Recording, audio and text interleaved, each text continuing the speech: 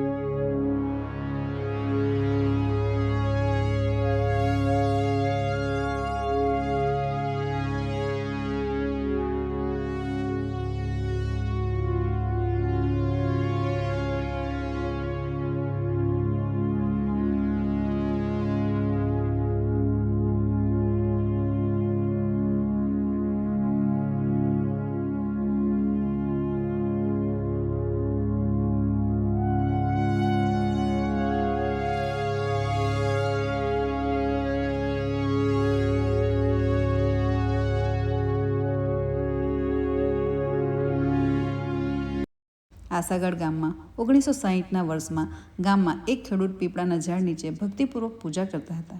પૂજા દરમિયાન તેમની સામે દિવ્ય પ્રકાશ દેખાયો. તે જ રાતે સંતોષી માતા તેમના સ્વપ્નમાં આવ્યા અને આવું સતત 7 દિવસ થયું. 7મી રાતે સંતોષી માતાએ તેમને કહી દીધું, હું આસાગઢના પોકત્રી ડુંગર પર વસું છું, મારી પ્રતિષ્ઠાપના કરો.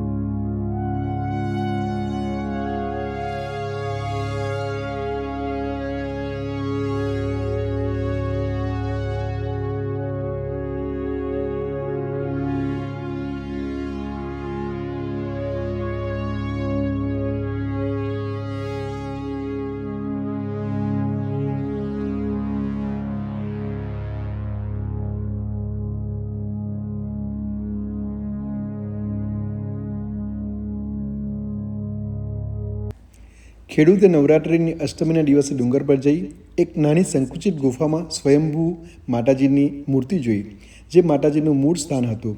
ત્યાં પ્રથમ વખત પૂજા કરી અને જૂના મંદિરનું રૂપ ધારણ કરાયું. ગુફામાં એક વખત માત્ર એક જ વ્યક્તિ જઈ શકે છે એવી વ્યવસ્થા છે અને ત્યાં આજે પણ માતાનું સ્વયંભૂ રૂપ જોવા મળે છે.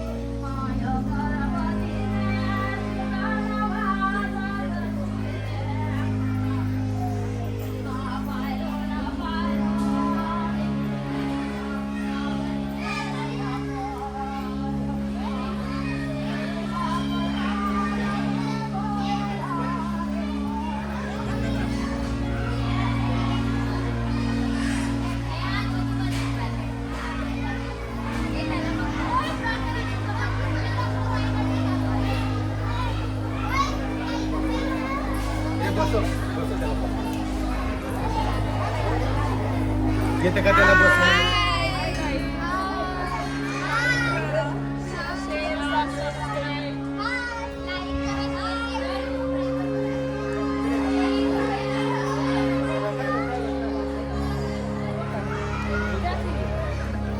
Gak apa-apa.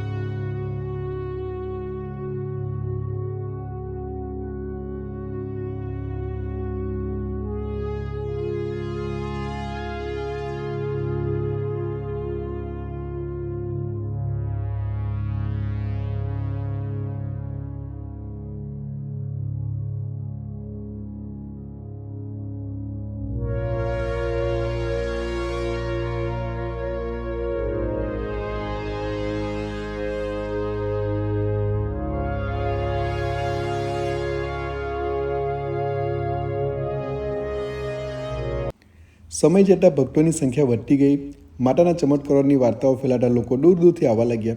પછી 1975માં આવેલી ફિલ્મ જય સંતોષીમાં પછી અહીંના ભક્તોનો પ્રવાહ વધુ વધ્યો. ભક્તોની વધતી ભીડને ધ્યાનમાં રાખીને નવું ભવ્ય મંદિર બનાવાયું. દૂરથી જ એનું સુંદર શિખર નજર ખેંચે છે. વિશાળ સભા મંડપ, બંને બાજુના સિંહવાળા પ્રવેશદ્વાર અને ગર્ભગૃહમાં ચાંદીના મુકટથી સજેલી માતાજીની મૂર્તિ આ બધું મંદિરની શોભા વધારે છે. નવ મંદિરના પાછળના ભાગે જ શ્રી સંતોષી માતાનું જૂનું મૂળ ગુફા મંદિર આજે પણ યથાવત રાખવામાં આવ્યું છે. અહીં દર શુક્રવારે વિશાળ ભીડ રહે છે અને મહાપ્રસાદનું આયોજન કરવામાં આવે છે. ભક્તો નાળિયેર, ચુનરી બાંધી માતાજીની આરાધના કરે છે અને માન્યતા છે કે માતા ક્યારેય ભક્તોને ખાલી હાથે પરત મોકલતી નથી. જય માતાજી.